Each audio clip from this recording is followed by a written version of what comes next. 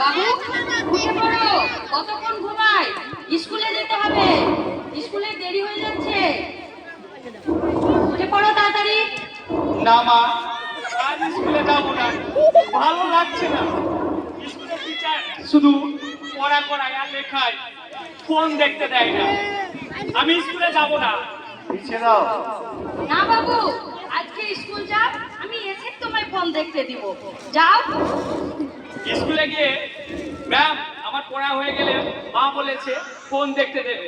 কি মজা কি মজা, বাড়ি গিয়ে ফোন দেখবো।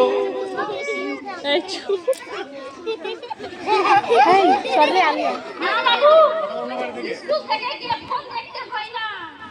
হাত মুখ ধুয়ে জামা কাপড় বদলে খাওয়া দাওয়া করে খেলা করতে হয়। না ম্যাম, মা বলেছে গিয়ে ফোন দেখতে দেবে, আমি শফিকের নাটক দেখবো।